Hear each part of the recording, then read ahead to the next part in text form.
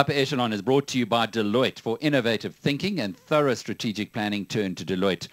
Adrian Gore, the co-founder and chief executive of Discovery, is in the Upper Echelon this week. Adrian, good to have you here. It's interesting to do research on the top businessmen in our country in this series because you find some unusual stuff. I see your dad or your family were involved with sweets and smokes. It's quite a long way away from where Discovery is, but you were exposed to business at a fairly young age. I was. I mean, my father was a wholesaler, so he bought chocolates and sweets and cigarettes from the manufacturers and on-sold them to cafes. So I spent my youth in his kind of business in Fordsburg, packing boxes of cigarettes, dare I say it. I remember it well. I remember the good sellers, funny enough, quite well. But yeah, I think I grew up in a small business environment. That's correct. And decided not to go into retailing or wholesaling as a result?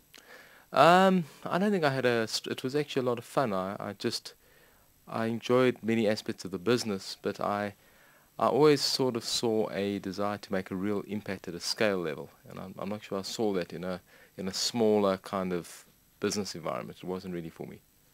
Adrian, you've been quoted as saying, in any business, you need a noble cause and a purpose. What do you mean by that? I feel very strongly about that. I think I mean that. I think business in the pursuit of just money, and I think there's nothing wrong with it, don't get me wrong, I think is hollow, and I'm not sure you make the kind of impact that really gives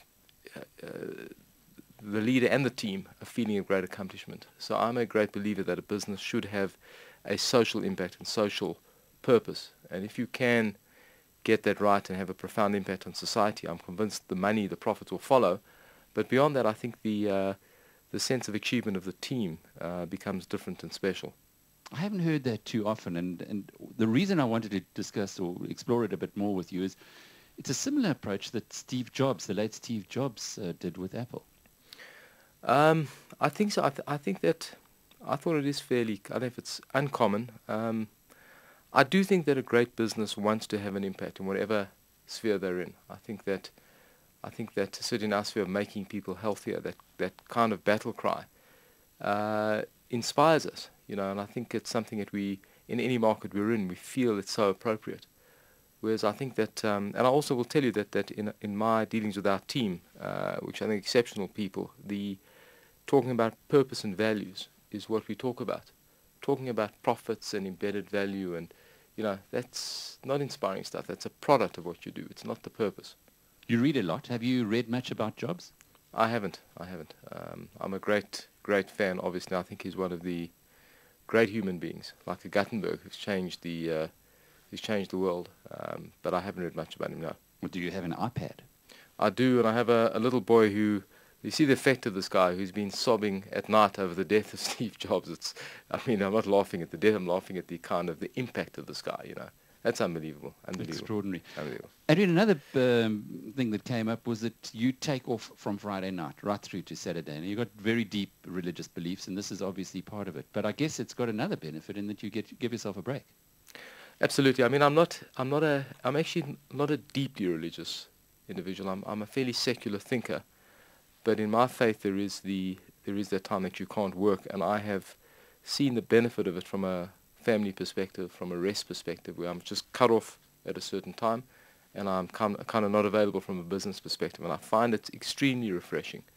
And I would urge others, not the religious side, that finding that kind of space that is your own, that is sacrosanct, is just very, very. It makes you more productive. So I found it a very powerful tool. I'm naturally a very driven, obsessive person, so I almost need that discipline, to break the drive. But yeah, it's been a fantastic process for me.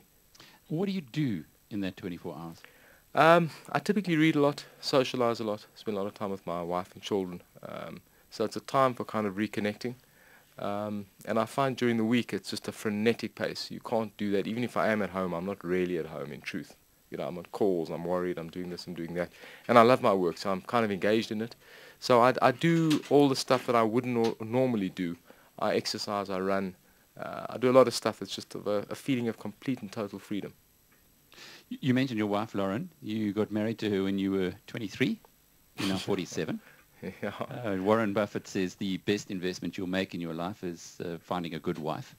Clearly, this must have helped you. There's no doubt at all. I mean, I'm quite a free-spirited person. I think if I never married my wife, I think I would have been much less settled, and I think I would have started a lot later. And I think that time is short. You've got to actually get going if you want to do something. So she helped settle me down, give me focus, and I agree with that. I think I owe her huge amounts of gratitude.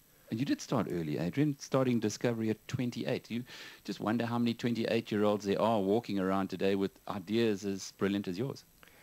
I think there are, I would guess. I really believe that in the youth there's a kind of energy, a kind of capture all that you can do anything. I think we need to. There's real power in that. I think the art of maybe society and policymakers is to give structure and avenues for entrepreneurship that I think are not quite there. But if we can do that, I think there are a lot of people out there with some brilliant ideas and a huge amount of energy. If we could kind of harness that, we'd create real jobs.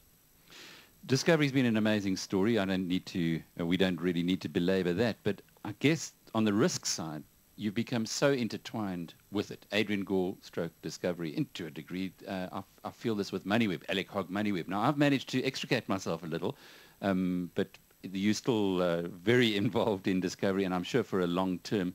Does that ever play on your mind? It doesn't really play on my mind. I mean, the truth is, having founded the organization, and I'm sure the same with you, there's a different mindset to a professional CEO versus a founder CEO. Having said that, I'm in my mid-40s, 47. I've still got, I think, a lot of productive time. But firstly, on one hand, there's an incredibly strong team at Discovery. If I look at the second tier, because we've built different businesses, each of the CEOs at the executive level is very competent and capable. So there's a very strong succession process. And on the other hand, I'm relatively comfortable that the day I'm not adding the value that I think I should, that's the time to go. And I think I'll know that. I think I will know that. I think that I'm very disciplined about not using positional power, being very careful that being kind of, I think, trying to impose on myself a high EQ, I hope I have it, but a high EQ of saying, am I adding value there? Am I getting in the way? Am I facilitating success? If I'm not part of it because of the size of the organization. The day that I'm in the way and, my position is problematic, I think I will know it. But I'm assuming that in your 40s, there's still innings to go. And what excites me also is I'm not a great celebrator of where we've come from. I'm excited about where we're going, and I have just a huge restlessness about the stuff that we're doing. So I'm not kind of how can I say, thinking about what we've done and can we continue. I'm looking ahead and saying, how can we get there? And if we fail, I'll know I haven't added the value that I should be. But I'm hoping it's self-evident. If you were to take Discovery's journey as a drive down the N3 from Johannesburg to Durban, how far along that road would you be? I feel that we've just left Johannesburg. That's my feeling, And I think we've built Discovery with a very long-term mindset in place. And therefore, I feel that while for me, I've been there 20 years nearly, it's a long time, the organization feels brand new, We've started out a number of businesses. They all are, some of them are embryonic, some in other countries. There's just so much going on. I really like to feel that the organization is embryonic to an extent, and certainly will outlive me. But the idea is that its journey, and if I get your question right, is just beginning. And it's a journey as well that has got you to a position where you almost naturally now attract the brightest, the smartest, or many of the smartest young people. What is it about Discovery that appeals to them? I think firstly, smart people attract smart people. So, when you hear your mate who's very smart who's going to an organization, you want to get there as well. So we've had a very strong influx of very smart people. But to an extent, we did that right from the outset. I think the secret of Discovery success, I think from the outset, was a careful picking of very, very smart people. And so it's been part of the DNA throughout. And I would like to think, getting back to your earlier point, I've seen with talented people, they want a profound purpose. They're not there for money, So this focus on impact on society, on doing things that are different, the level of innovation, the cutting edge of a lot of stuff we're doing, I think tends to attract the best people. And as I said before, that's self-perpetuating. There's also envy that comes with that from, to a degree, I suppose, regulators on the one hand to competitors on the other who might try to pull you down a peg. I mean, that's inevitable. That is inevitable. You know, if you look at the Discovery footprint, including the Discovery Health Medical Scheme, it's a 50 billion of revenue a year that flows through. You know, that came from somewhere. The question is who lost it and what are they trying to do to regain it? And I think you're right. It's brutal out there. I found the competition relatively clean. You know, regulators are tough, and I do come across a lot of. Obviously, we in many policy debates and that kind of stuff. But my sense is that you have to just perform. The market is honest. If you perform well, you will get ahead. If you get bogged down in dealing with competitors on the demerits, I think you go the wrong way. So I've had a fairly simple philosophy about the business, and it's tended to do well. So that's focus internally. Let's do it better inside, and, well, the competitors will take care of themselves. Yeah, focus on the customer. They are the ultimate arbiter of how you're doing. And if you're doing well, competitors will pay the price. And if you're doing badly, competitors will take them away from you. And I think that's a very healthy dynamic. You've also been used quite often as an example of South Africans who have faith in the country. Well, you know, if a smart guy like Adrian Gore thinks South Africa is going in the right direction, then maybe we should too, which I guess puts a responsibility onto you. But what is it that drives you in this way? I'm very careful with that. I'm a great believer in our country and its potential. And I try and, when I get into this debate, I try and make it clear, I'm not predicting that there aren't issues and aren't major problems down the line. I'm realistic like I think other people are. I'm simply arguing the point that our point of departure about our country tends to be pessimistic. We have almost a preordained view that it's going to fail in some way, which is terrible and self-perpetuating. So I think my kind of plea is for a positive mindset to fix the problems and deal with them, which I think we can do. It's not a naive optimism that there aren't problems in the first place. But my greatest fear is that I think when people are negative, they find a reason for problems. And South Africa has this remarkable binary nature. No other country has this, will we fail, will we succeed? We're constantly looking for a sign that this is what I was telling you about, it's going to fail. You know, that is not the case. So I'm very careful when you say responsibility. I don't feel that. I feel that I'm trying my best to inculcate a positive problem-solving mindset, one based on intellect rather than emotion and irrationality, and a belief that if we can work on that basis, we'll get good results. I think the potential of our country is remarkable. I believe that. Has your wide travelling helped you to have that kind of perspective?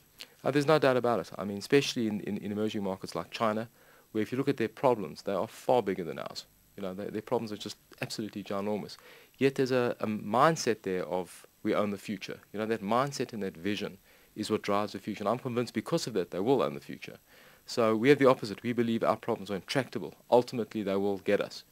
And I think that's self-perpetuating. So to an extent, I think that my travels have given me confidence about the potential of our country and the potential of the people and the power of attitude and leadership. And I think with right attributes like that in our country, I think we can achieve a lot.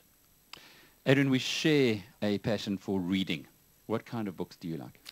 You know, Alec, I'm not a great business book reader. I'm not sure it's a good or a bad confession. I'm not a great reader of business books. I love all kinds of eclectic reading. I'm a great reader of the Times Literary Review, and I find the most bizarre things to then go out and buy.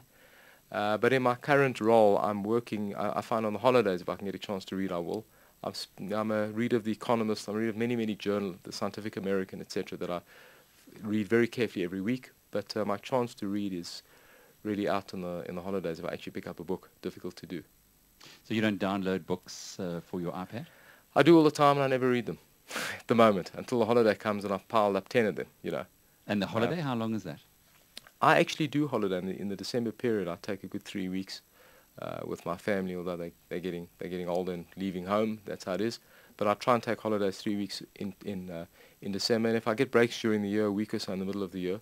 So I'm a great believer in breaking hard and in trying to enjoy it. But the truth, my kind of personality, on holiday, I'm always working. You know, I enjoy it. So I'm not the kind of guy who sits on the beach reading a book. It's just not in me. Adrian, just to close off with, clearly when one has been successful in business, as you have young people knocking on your door, often asking for advice. If you were to pass on some nuggets of wisdom, what would they be? I kind of say the same thing, Alec. I think success is defined by having a profound and proper dream. I think you need to have something you want to do that you define success against. I think that's the first thing. The second is that I think people should be positive. That's a fundamental tactic and and attribute. The third is that time is short. People should be urgent. And finally, something I believe in the research shows that you should be honest. It's the simplest tip for success, that real success, sustainable success, is about simple honesty.